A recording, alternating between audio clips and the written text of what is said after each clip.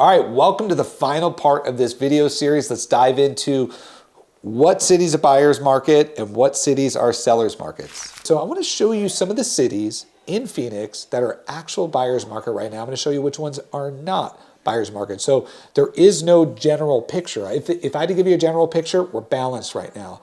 But I'm going to show you really hot markets for sellers and really hot markets for buyers.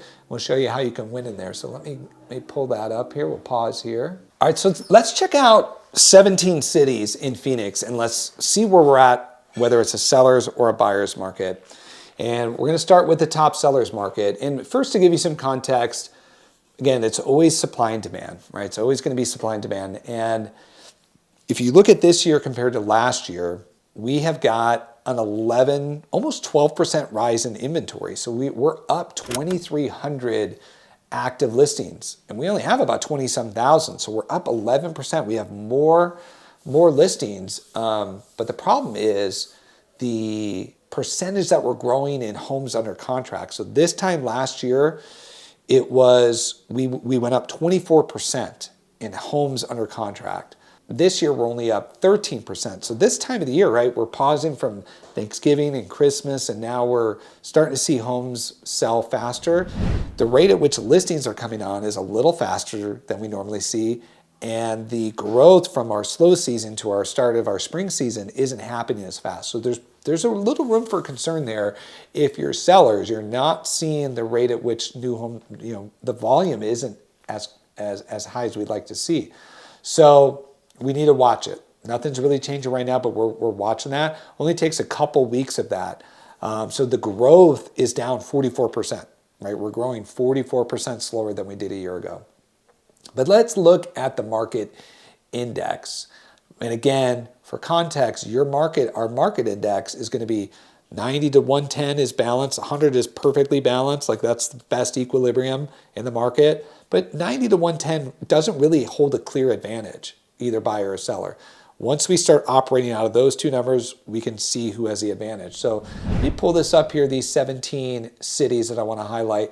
Start with Chandler. I live in Chandler. It's where we're based. One of my favorite cities in the Valley, especially for families and entertainment, and a lot of jobs, a lot of power plants, Intel, and a lot of great jobs here. So Chandler is leading the Valley if you're a seller. It's coming in right now at 160.8. 110 is about as high as we want to see for balance. So if you're in Chandler and someone's like, oh no, it's a buyer's market, not in Chandler. Chandler is definitely a seller's market. When we look at supply, when we look at demand, when we look at list price ratios, all of those key measures that we want, Chandler is going to favor the seller. So homes aren't selling in a day anymore, but if you're a seller and you're priced right, you can expect to drive the terms a little bit more. A month ago it was 140, so it's gone up 15%. And what we see in markets that tighten, right, with less sales, it's always the high desirable locations that are going to hold its value better. We always see the outskirts where people are like, gosh, now that I have a little bit more leverage, why do I want to drive all the way out there? Why do I want to live so far away? So we're going to see the centered locations and then a little bit more expensive areas where people who, if you're relying solely on your paycheck to buy houses, it's hard right now.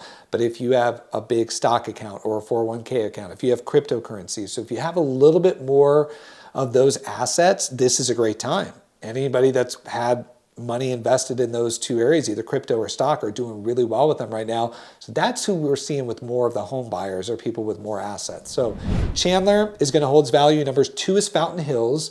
It's sitting at a 146. A month ago is 138.9. So that's on the way up for sellers. Again, very desirable place to live is Fountain Hills. Next on that list is Paradise Valley, or PV. Paradise Valley is our third ranking city for sellers market. They're at 144.6. So they're up 23%. They've made one of the biggest moves in the last month, but they're still a little bit below Chandler as far as where the market index sits. Then we have Tempe, Scottsdale, Gilbert, Phoenix, Glendale, Mesa, Avondale, Cave Creek, and Peoria. So if you look at that list, we're looking at areas that are a little bit more central, closer to amenities, good school districts. So Chandler, Fountain Hills, Paradise Valley, Tempe, Scottsdale, Gilbert. These are very good performing cities right now if you're a seller. Now let's go to the bottom. Buckeye is at a 53, well below the balanced market of 90 to 110. So if I want a deal, if I'm an investor, if I don't really care where I live, get a deal in Buckeye. Put pressure on the seller there. And for the sake of time in this video, I'm not going to go through every city, but I can pull up all the stats of Buckeye and we can go through why it's at, like how many days on market, what's their list price to sale price, what's their contract ratio. That is going to be where the deals are right now is Buckeye. The second one is Maricopa, and Maricopa has fallen 6% in the last 30 days. Lots of builders out there giving huge incentives, like huge incentives to realtors, huge incentives on the lending. So if you're trying to compete out there, you got to know what's going on and know your homework before you list and know what your odds of selling are. I have other videos on finding out your odds of selling, but if somebody calls me right now in Maricopa, I just talked to a seller yesterday and I was congratulating him. It's been a year since he left Maricopa, went to a Mesa, and I was like, man, you dodged a bullet. I'm so glad we did this a year ago, because if we tried to sell your home today in Maricopa, it's a bloodbath. So Maricopa is a little hard. After that, we have Surprise is our third worst city for sellers, or third best city if you're a buyer. They're at 68.4. They fell a little bit, 3%. You can get a little bit of a deal out there.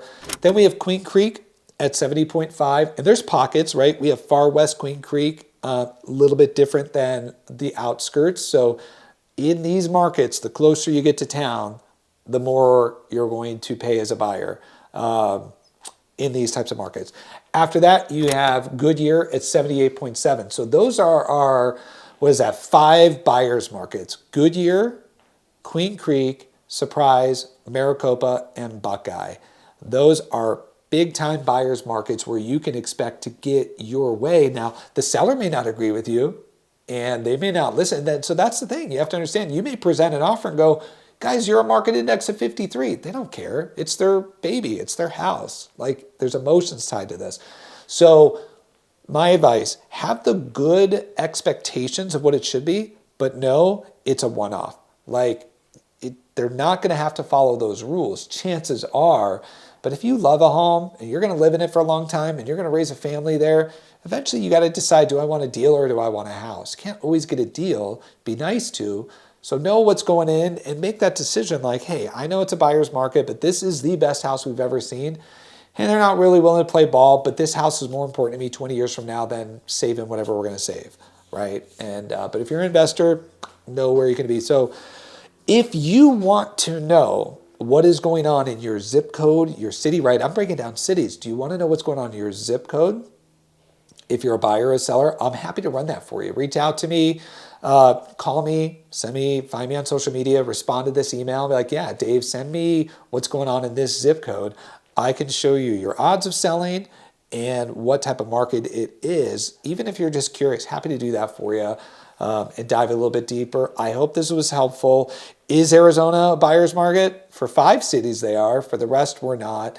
And let's just keep watching those key indicators. And I'm going to do an update every month to tell you where these cities are moving. So if you're thinking of selling, you can start to plan where we're at and start to get some information. And then if you want me to give you a personal evaluation of your home, I'm happy to do that free of charge, like no expectations. I go out to houses and people are like, oh, we're not going to sell for a couple of years. Cool. I've been doing this 20 years. So let's just start now. Happy to tell you what's going on there, but don't hesitate to reach out if you think I can give you some numbers that help you start thinking some planning down the road, or if you need to sell now, what would you do? So give me a call if you have any questions. Hope this was helpful. Please reach out. Look forward to connecting with you.